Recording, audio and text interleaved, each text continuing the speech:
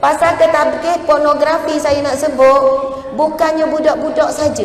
Orang tua, suami, bapak-bapak, mak-mak. Saya dah ada banyak kes. Sebab dulu saya perunding cara rumah tangga. Nak mari bercerai, mari alasan apa? Ustazah, suami saya sekian. Isteri saya sekian. Isteri saya ada pasangan sama perempuan dan suami saya ada pasangan sesama lelaki. Sebab itu hari ni kes dadah kan HIV, peratusan paling tinggi iaitu LGBT. Kalau kita nampak buat lembut-lembut dan sebagainya, kita nampak waktu lah LGBT. Tetapi ada masih ramai lagi LGBT yang kita tak nampak. Di sebalik tudung yang labuh, ramai mana lesbian. Di sebalik pakai piah, tuduk pakai baju molek, di sebalik jubah dan sebagainya. Minta maaf saya sebut benda ni. Tetapi rupanya gay. Bahkan ramai sekarang ni dah ada semakin meningkat kes warga emas yang terlibat dengan lesbian dan juga gay. Sebab apa? Saya turun dalam masyarakat dalam bab ni. Saya berurusan dengan NGO yang menentang LGBT, yang dulu mereka ni LGBT tapi mereka dah insaf dan mereka mendedahkan tentang perkara-perkara ni.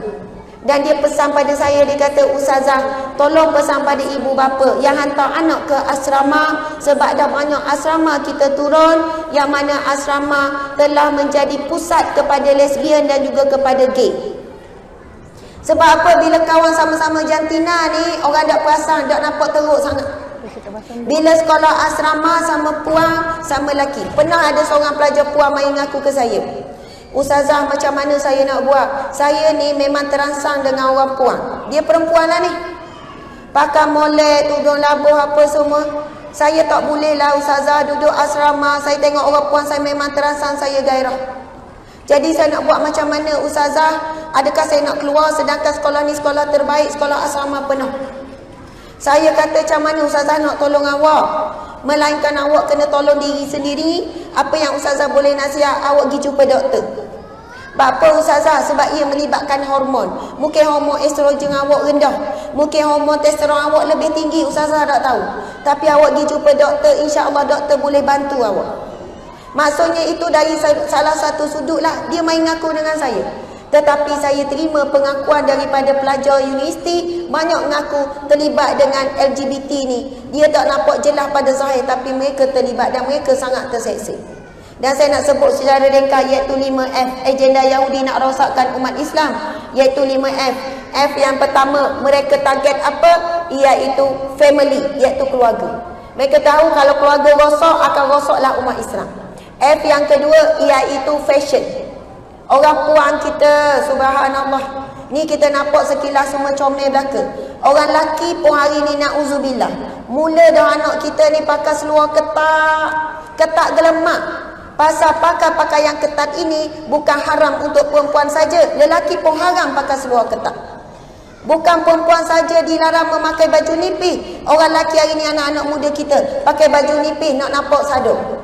Dia jaga badan dia supaya ketat-ketat. Kalau tak tunjuk buat dia jaga badan. Apabila seorang lelaki memakai pakaian menarik perhatian perempuan ataupun sesama lelaki sampai timbul gairah, maka lelaki itu pun berdosa besar. Sebab kadang-kadang kita bila cakap bab aurat, kita faham, kita bayang orang puan saja. Hari ni perhatilah seluruh anak-anak lelaki kita. Dia pakai ketat ikut. Saya tengok tadi pun saya jumpa ramai budak lelaki pakai seluar jeans, pakai seluar pendek ketat. Nampak bentuk-bentuk yang tertentu yang sepatutnya disembunyikan. Allahu Akbar. Orang perempuan masalah fashion lah kita. Kejap berubah gitu, kejap berubah gini. Mungkin kita rasa kita dok, tapi tolong perhatikan anak kita. Dia akan mudah berubah. Sebab apa? Dia ada idola dia, dia ada ikutan dia. Mungkin dia minat artis ni. Kejap artis ni pakai lilit, dia pakai lilit.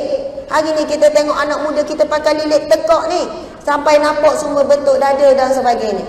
Artis dia tukar pakai tu, dia tukar juga. Sebab apa? Hidupnya tidak ada pendirian, tak ada prinsip. Tapi saya nak sebut, saya tahu ni mungkinlah penutup sekali lah ni. Wallahualam, ada sikit lagi lah. Wahai ibu bapa sekalian, pasal pakaian, dia umpama kita tanam satu pokok.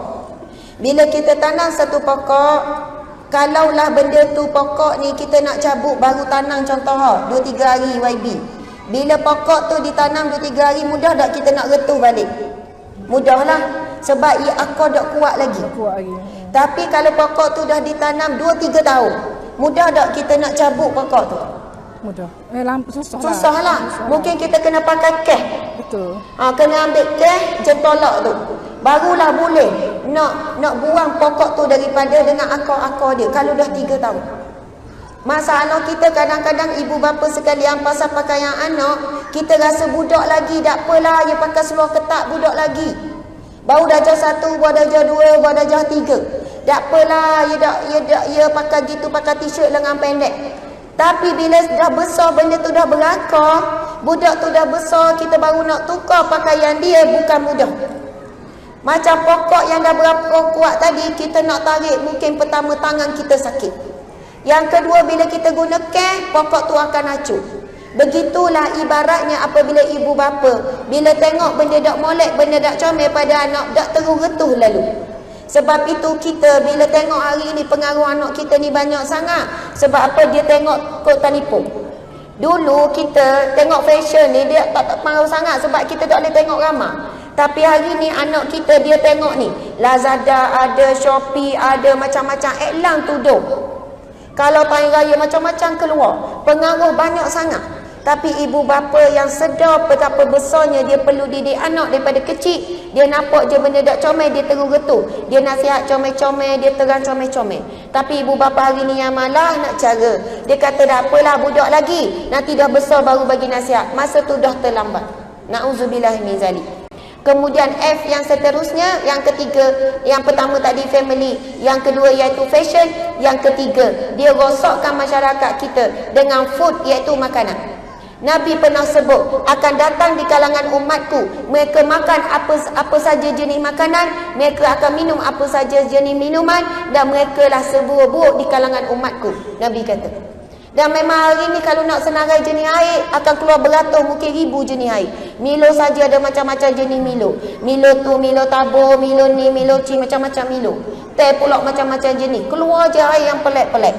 Sampai masyarakat kita tak fikir dah sumber ni halal ke haram. Sebab saya kerja bahagian halal haram dulu. Banyak minuman-minuman yang ada di pasaran ni, unsur yang sangat syubhah, mereka ambil serbuk-serbuk minuman-minuman tu daripada kilang Cina yang tak ada logo halal. Allahu Akbar. Kita tahu satu hadis Nabi SAW, kullu lahmin nabatin min haram fannaru aulabi. Setiap daging yang tumbuh daripada sumber yang haram, maka nerakalah lebih utama baginya. Sebab itu kadang-kadang kita ni zikir-zikir dah, mayang-mayang dah, selawat-selawat dah, buat air tawar sana sini. Bapa anak kita ni ada masalah ni. Rupanya sumber makanan kita tak jaga, ia akan membentuk hati. Hati adalah raja. Apabila raja tu rosak, maka rosaklah seluruh tubuh. Itu kan hadis Nabi. Ala inna fil jasadi mudghah wa iza salahat salahal jasadu kulluh wa iza fasadat fasadal jasadu kulluh wa huwa ala wahya qalbun. Itu adalah hati. Punca sumbernya daripada makanan. Ibu bapa sekalian, cuba bayanglah rumah kita. Kicap ke apa-apalah yang kita beli, ada tak logo halal? Percaya tak percaya, terpaksa percaya pada logo halal Malaysia kita tu. Zaman mak-mak kita lain YB. Ayam takak meleh diri. Zaman kita dulu bahan-bahan mak kita tanam sendiri. Ikan mungkinlah, dengan ikan tak ada masalah lah. Tapi zaman sekarang kita tak boleh. Kita beli melalui orang kedua, orang ketiga dah.